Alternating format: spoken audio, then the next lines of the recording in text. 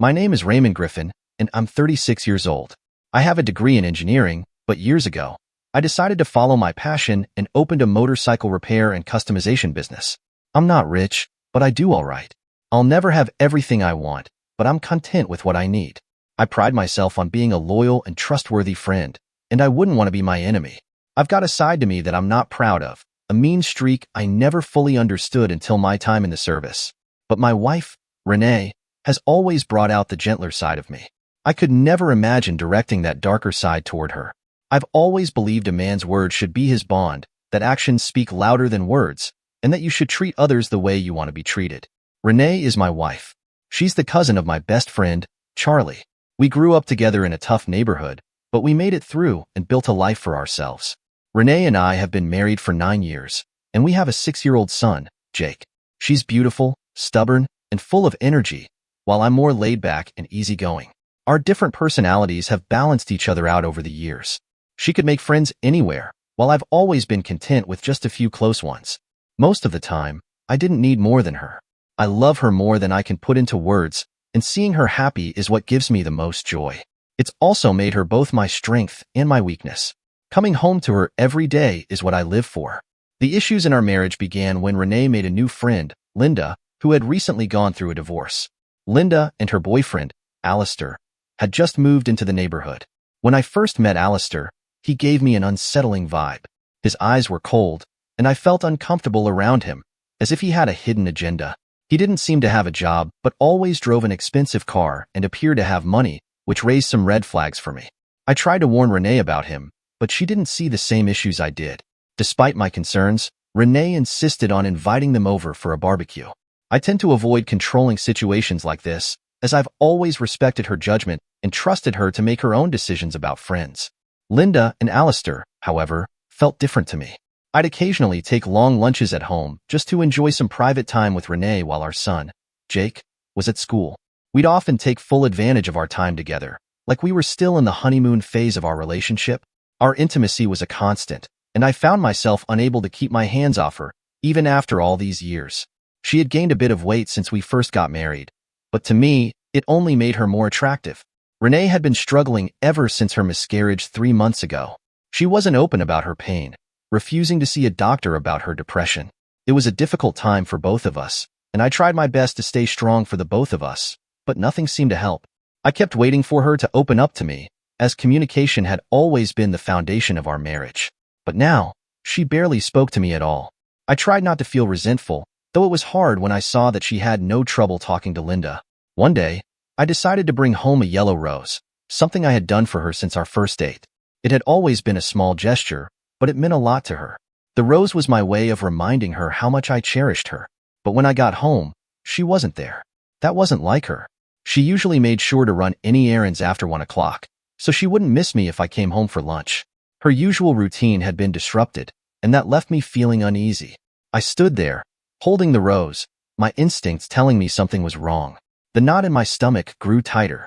I began to suspect that Linda was involved somehow, that her presence might be affecting Renee's attitude and behavior. After a long, tense afternoon at the shop, I called Renee's phone, but it went straight to voicemail. The feeling that something was off only intensified. As I made my way home, I knew I couldn't wait any longer. We needed to talk. I couldn't just stand by and watch my marriage fall apart. When I pulled my bike into the garage, I instinctively touched the hood of Renee's car. It was still warm. She hadn't been home for long. When Renee saw me, she had a distant, almost vacant look in her eyes. I'd noticed it more and more lately. "Hi, honey," she said, her voice lacking its usual warmth. "Renee, sit down. We need to talk," I said firmly. "And where's Jake?" "He's at your mom's. I asked her to pick him up after school. Why didn't you pick him up yourself? What was so important that you couldn't do that?" "Can't it wait, honey? I still need to get dinner ready," she replied, her voice tinged with nervousness. "No, it can't wait. What I have to say is important. Now sit down and answer me," I insisted. She sat on the edge of the couch, her eyes cautious. "What's wrong, Raymond? You seem upset. Where were you at lunch today? Did you notice the yellow rose on the table? And why didn't you answer your phone?" I asked, my frustration rising. "I had a few errands to run. I guess I forgot my phone. What's the big deal?" "Yes, I saw the rose. I just haven't had a chance to put it in water yet. I'm sorry I missed you today, she said, but I could see the lie in her eyes. Renee, you're lying to me, I said, my tone sharp. You're not good at this. Now, tell me the truth. Were you with Linda this afternoon? I know you just got home. What were you doing all day? She couldn't meet my gaze, and it felt like I was talking to a stranger. My anger mixed with fear, knowing my life was shifting in ways I didn't understand. You don't trust me? She asked, almost pleading. I don't trust Linda and Alistair, I replied. I've told you that before. I'm sorry, Raymond, she said, her voice soft. Yes, I was with Linda. I didn't want to tell you because I know you don't like her. But she's my friend, and she understands me. I think she's using you, I replied, frustration building. I'm not sure what she's after, but I can tell you it's not going to be good for either of us. I've seen her type before. Raymond, that's not fair. She's really not a bad person, Renee insisted. I trust my instincts, I said, my voice firm. They've never steered me wrong. Well, since it seems like you'll just accuse me of lying no matter what, my trust in you has been deeply shaken, I continued. She's not your friend. There's something wrong with her. Was Alistair there too? Don't lie to me again. Yes, she answered softly. Yes, what? I felt my blood start to boil. He was there too, she muttered, her eyes fixed on the floor. What were you doing there all day?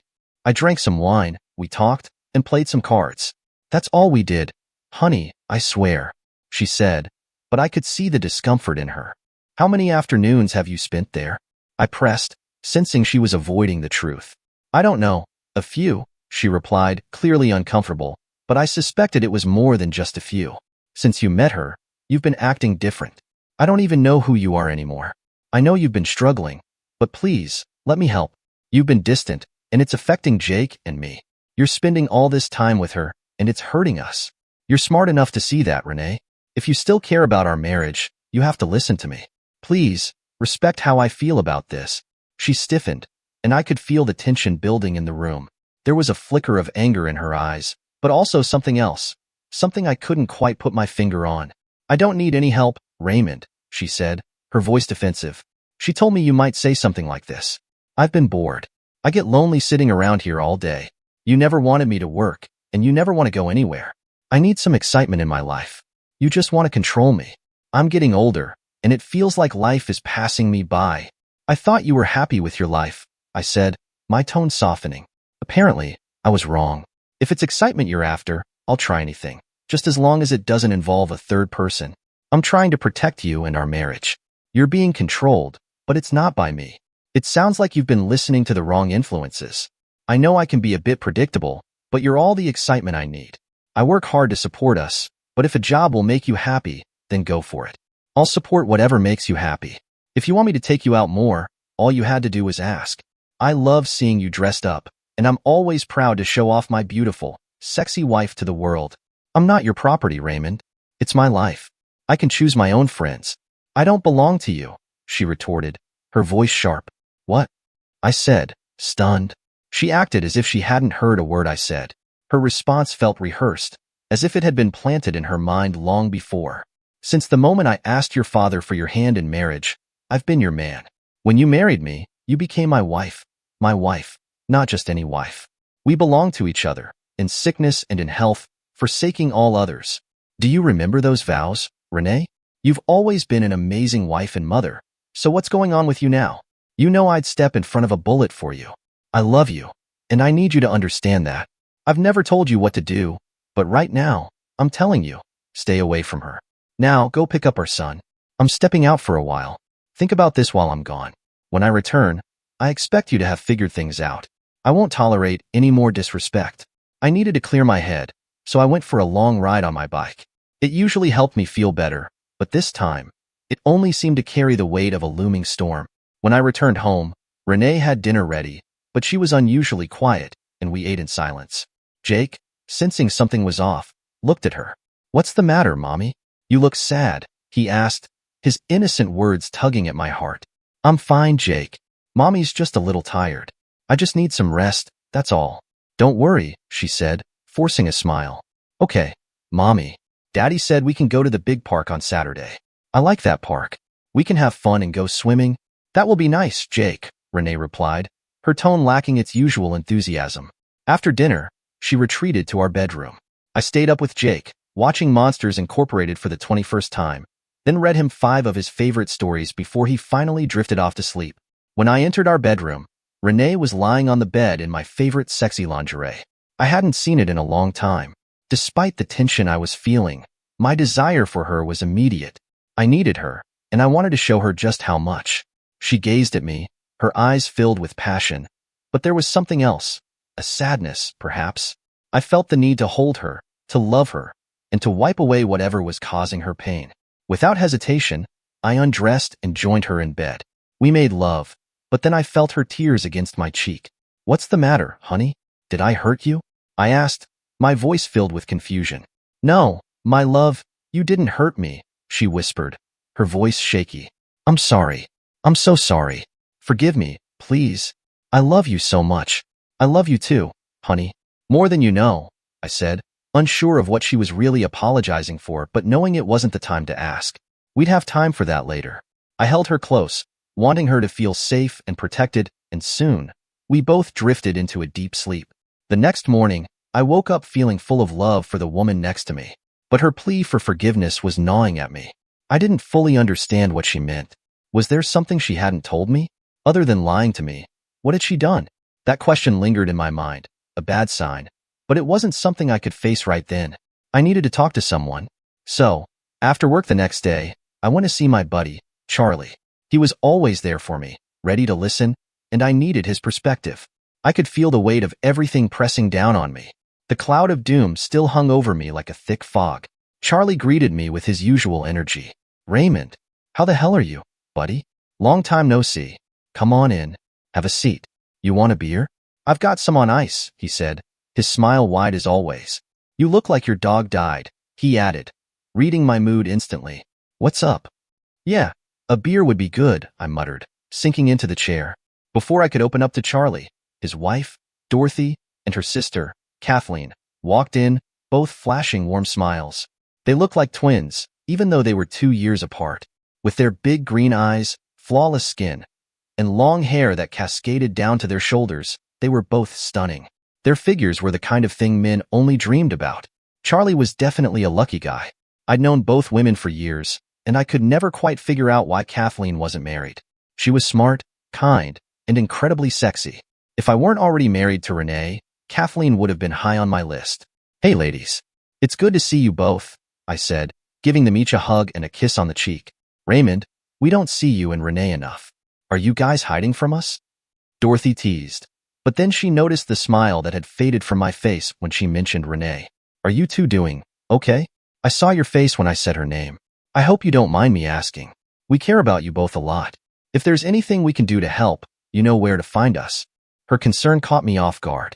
I wasn't in the mood for pleasantries, but Dorothy's caring tone made me feel like I could share. "Actually, I came here to talk to Charlie, but since you and Kathleen are here, maybe you can offer some insight. You two seem to understand women far better than Charlie and I. Things at home aren't going well," I admitted, finally resigning to spill the beans. The two women settled onto the love seat across from Charlie and me, their eyes curious and attentive. I let out a deep breath and began to share the mess that had become my life. "It comes down to this," I began, struggling to find the words. "Renee's been spending a lot of time with our new neighbors, Linda and Alistair, and lately, she's been acting like she's losing her mind. One minute she's warm and loving, and the next, she's a completely different person. She's been distant, moody, like I don't even know who she is anymore. I've noticed this glazed look in her eyes, like she's high on something. And the thing is, Renee's never been into drinking, and she's always been against using drugs. She's been lying to me about where she's going, what she's doing. I know Linda's involved in this somehow. Renee told me I don't own her, that she's bored with me, that I'm controlling her, among other things. She cries for no reason I can understand. Ever since her miscarriage, she hasn't been the same, and she won't accept help from me or anyone. It's like these neighbors have cast some kind of spell on her. But I know she loves me. I can feel it, but I just can't make sense of what's happening. I don't know what to do anymore." I trailed off, the weight of it all pressing down on me. My pain, frustration, anger, and anxiety felt too much to carry, so I hung my head. The room fell silent as they absorbed what I had just shared. No one knew what to say. Dorothy and Kathleen exchanged glances, their faces filled with sympathy. Damn, bro. Charlie finally broke the silence, his voice thick with disbelief. This doesn't sound like Renee at all. I don't even know where to start. Something's seriously off here. I can't imagine her cheating on you, man. This is so out of character for her. None of this makes any sense. I wish I could find a man who treats me the way you've always treated her, Kathleen said, her voice tinged with a quiet longing. I've always been a little jealous of your marriage. I know there's nothing you wouldn't do for her. She's very foolish to not protect what she has with you. Her words hit me harder than I expected. I wasn't sure how to respond, but it was clear Kathleen's feelings for me went beyond friendship. Dorothy, noticing the tension, leaned in with genuine concern. Do you want me to talk to her, Raymond? We've always been pretty close. Do you think it would help? I sighed, not feeling confident that Renee would open up to anyone, especially not at this point. I don't think so, Dorothy. You could try, but I'm not sure it'll make a difference. Kathleen wasn't finished, though. It's obvious to me that these people she's been hanging out with aren't good for her, she said, her voice firm. What do you know about them? I leaned back in my chair, feeling the frustration boiling up again. Not much. They moved into the neighborhood about 3 months ago. I don't trust either of them. They give me the creeps. Linda gets all in my face every time I see her, flirting right in front of Renee. She acts like a total 304, and her boyfriend, Alistair, is a piece of slime. He reminds me of a vulture. Honestly, it'd be hard to find worse company. I don't understand why Renee's involved with them at all. I have this feeling they're into swapping mates, and I don't share my woman. The thought of it makes me sick. Renee knows that. I paused for a moment, then added, Dorothy, I need your brother to check this guy out. Can you get him to run a background on Linda and Alistair? He's a detective, right? He can get the info fast. Dorothy nodded, understanding the urgency. Sure, Raymond. He'd be glad to help you. Is there anything else you need? I handed her the license plate number and their address. That should be enough for now. Thanks, Dorothy. We'll have the information for you soon, bro, Charlie said, his voice steady but serious. In the meantime, go home and stay close to Renee. Give her a hug from all of us. Don't worry, we've got your back.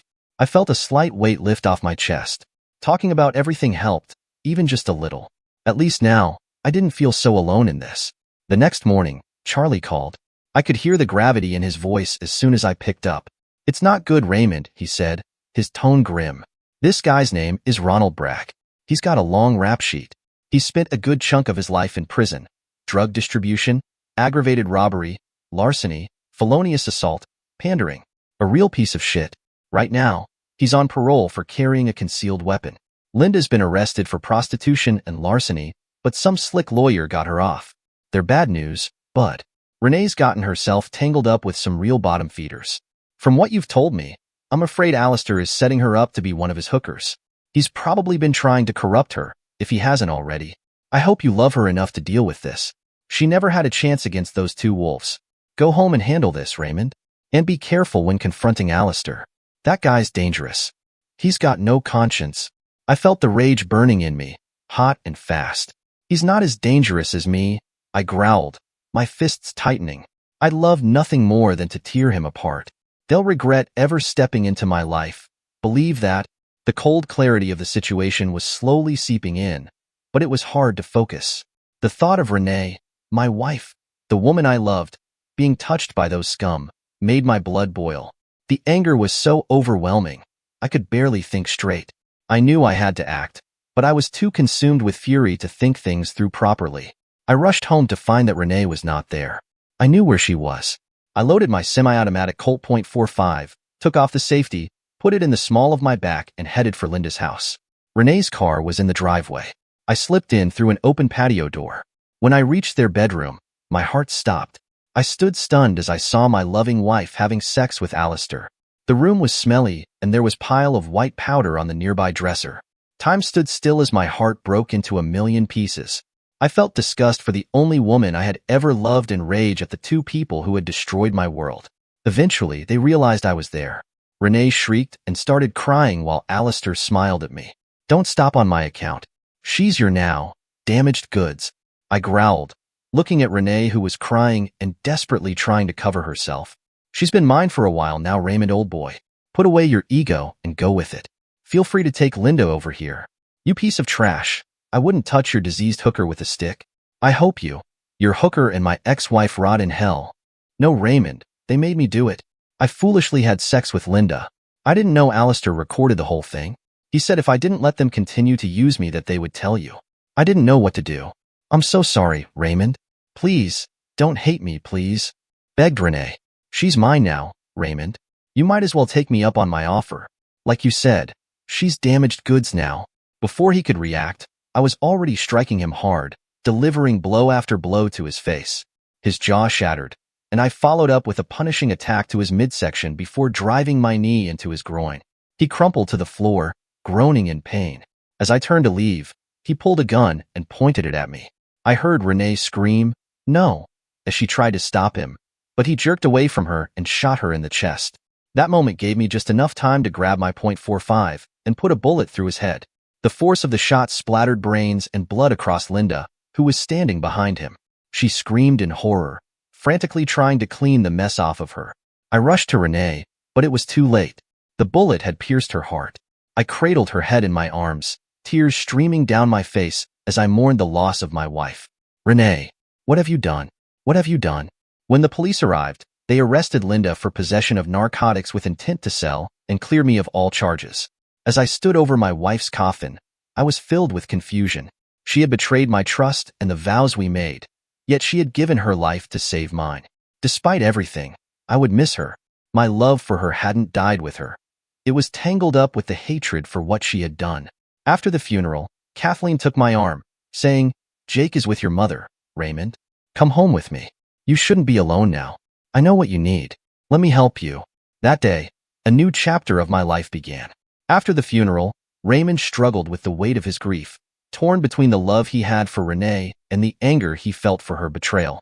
For weeks, he kept to himself, reflecting on everything that had happened, wrestling with the anger and sadness that often kept him up at night. Kathleen, though, never left his side. She understood his pain in a way no one else could. Having always been a supportive friend, she now stepped in as a quiet source of comfort. She didn't push him, but always made sure he knew she was there. Whether it was bringing him dinner, sitting in silence as he vented, or simply taking Jake off his hands for a while so he could have some space to think. Over time, Raymond began to realize that Kathleen wasn't just offering him a shoulder to lean on. She was offering him something more, someone who truly understood him. Her strength, kindness, and unwavering support started to chip away at the walls he'd built around his heart. They spent more time together, and Raymond saw a different side to Kathleen. She had always been tough and independent, but now, there was an undeniable softness about her that pulled him in. As the days passed, Raymond began to feel something stirring inside him, a kind of hope he hadn't felt in a long time. He had started to heal, and he realized it was because of Kathleen. Months later, Raymond took her hand one evening as they stood by the lake, watching the sunset. "Kathleen, I don't know what I'd have done without you," he said, his voice thick with emotion. "You saved me, and I can't imagine my life without you anymore. Will you marry me?" Kathleen smiled softly, her eyes glistening with tears, and nodded. "Yes, Raymond, I will." Their wedding was a quiet affair, just close friends and family, a ceremony filled with love, healing, and the promise of a future together. Raymond had found his way back from the darkness, and now, with Kathleen by his side, he was ready to move forward. They built a life together, with Jake growing up in a home filled with love, laughter, and the unshakable bond they had formed. Despite the tragic past that brought them together, Raymond knew that the love he shared with Kathleen was one born out of strength, resilience, and a deep understanding of each other's wounds. It wasn't the love he had expected to find, but it was real, and it was everything he needed. Dear listeners, please share your thoughts in the comments section below, and don't forget to like, share, and subscribe.